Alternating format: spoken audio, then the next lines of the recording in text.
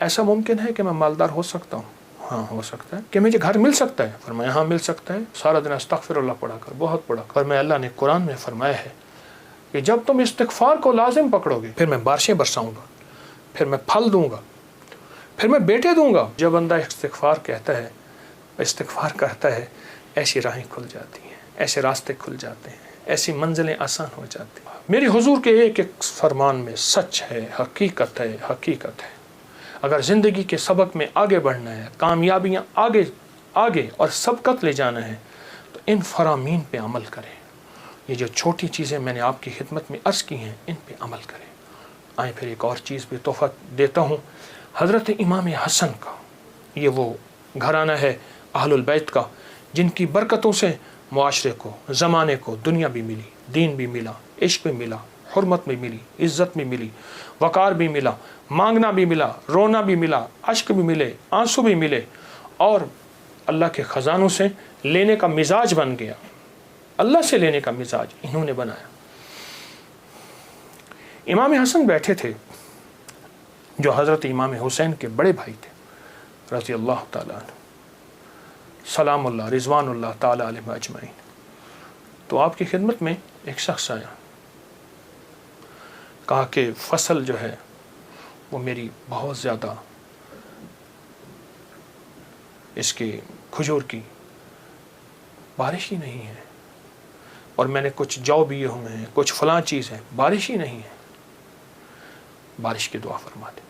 فرمایا دعا کرتا ہوں تو ایسا کر، سارا دن استغفر اللہ پڑھا کر، استغفر اللہ استغفر اللہ استغفر اللہ استغفر اللہ۔ وہ چلا گیا۔ ایک اور آیا، یرسل السماء علیکم مدرارا، بارش۔ ایک اور آیا، کہا کچھ بھی نہیں ہے۔ ایسا ممکن ہے کہ میں مالدار ہو سکتا ہوں؟ ہاں ہو سکتا ہے۔ تو فرمایا سارا دن استغفار کیا کر، استغفر اللہ پڑھا۔ ایک اور آیا، کہا گھر نہیں ہے، جھونپڑا بھی نہیں ہے، کہ مجھے گھر مل سکتا ہے؟ فرمایا ہاں مل سکتا ہے۔ فرمایا کیا؟ میں استغفار کیا کر، سارا دن استغفر اللہ پڑھا کر، بہت پڑھا کر۔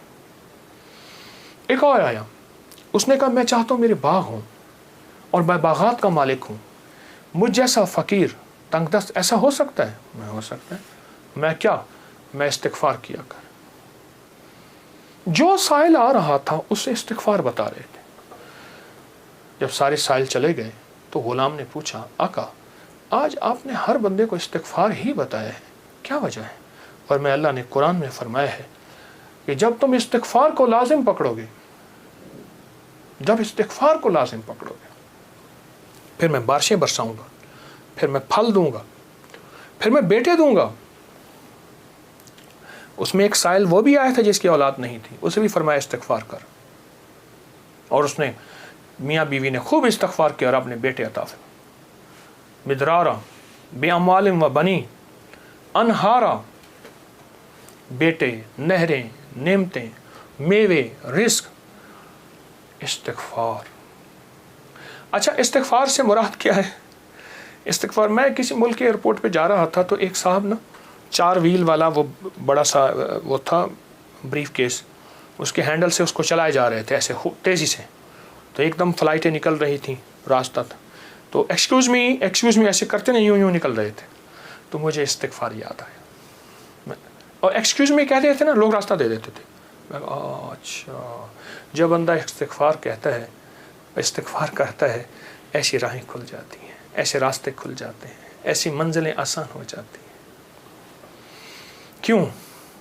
فرمایا تم سارے کے سارے خطا کار ہو، آقا کا فرمان ہے، مفہوم ہے، اور بہترین خطا کار وہ ہے جو توبہ کرنے والا۔ استغفار کے معنی یہ ہے کہ اللہ میں اعتراف جرم کرتا ہوں، اعتراف جرم کرتا ہوں۔ ہمارے یہاں ایک گھر کے قریب نا ایک دوسری گلی میں آرا مشین تھی، یہ لکڑیاں کاٹنے کی، تو اس کا ایک ٹریکٹر ڈرائیور تھا، پرانا روسی ٹریکٹر تھا جو بڑے بڑے تنے اٹھاتا تھا اس کے درختوں کے۔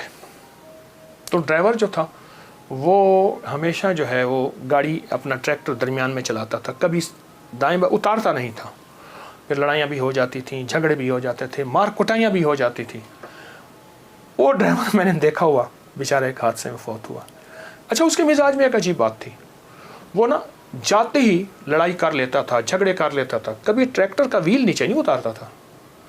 جھگڑا کرنے کے بعد, سارے کچھ کرنے کے بعد وہاں پہنچتے اپنی قمیض اتارتا تھا, پولیس والوں کو کہتا تھا, تھانے والوں کو, یا جہاں کہیں اس کو لے جاتے تھے انصاف کے لیے یا جھگڑے کو ختم کرنے کے لیے, کہتے مجھے مارے, میں مجرم ہوں. وہ کہتے بات کیا ہے, کہہ رہے مارے, میں مجرم ہوں. اب وہ کیسے مارے, بات تو سنیں. اچھا وہ بات تھی ایسی کہ اس کو مار پڑنی تھی. جب وہ کہتا تھا مجھے مارے تو مار پڑتی ہی نہیں تھی. کیوں؟ اس نے آتے اعتراف جرم کیا.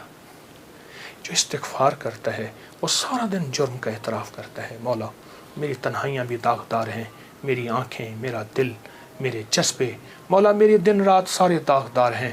مجھے اپنی پستی پہ شرم ہے, مجھے اپنی پستی پہ شرم ہے. تیری وسعتوں کا خیال ہے, پر اپنے دل کو میں کیا کروں, اسے پھر بھی شوق وصال ہے. یاد میں تیری سب کو بھلا دوں, کوئی نہ مجھ کو یاد رہے. کچھ تجھ پہ سب گھر بار لٹا دوں, خانہ دل آباد رہے. نظر سے اپنی سب کو گرا دوں, فقط تجھ سے فریاد رہے. یار رہے یا رب تو میرا, اور میں تیرا یار رہوں. ہر وقت ذکر و فکر میں تیرے مست رہوں, سرشار رہوں. ہوش رہے نہ مجھ کو کسی کا, مگر میں تیرا ہوشیار رہوں. ہاں یہ استغفار ہے کہ مولا مجھ سے بڑا کوئی دنیا میں مجرم ہے ہی نہیں. میں نے اپنے جرم کا 100% اعتراف بھی کرتا ہوں, مجھ سے بڑا کوئی مجرم نہیں. جب بندہ اس جذبے پہ آتا ہے پھر اللہ کے خزانوں سے اس کے لیے حیرت انگیز برکت, رحمت, رزق, عزت, وسعت, عطا, شفقت اور رحمت کے دروازے کھلتے ہیں. تو یہ شہداء کی یادیں ہمیں مانگنا بھی دیتی ہیں, مانگنا بھی سکھاتی ہیں, اللہ کے خزانوں سے لینا بھی سکھاتی ہیں. اور یہ شہداء کی یادیں ہمیں بہت ایک راستے اور منزل دیتی ہیں.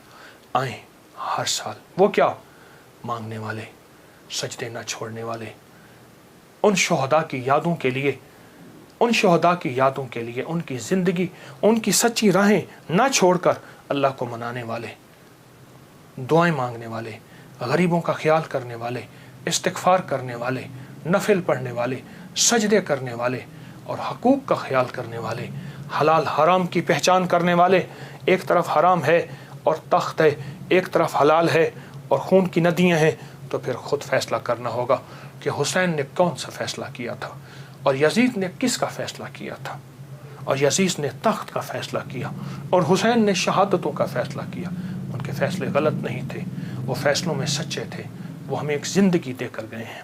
مجھے بھی, آپ کو بھی, مجھے بھی, آپ کو بھی اس زندگی کو سوچنا ہے, اور اس زندگی کو سوچ کے آئندہ کے لیے اپنا لائے عمل کام قائم کرنا ہے.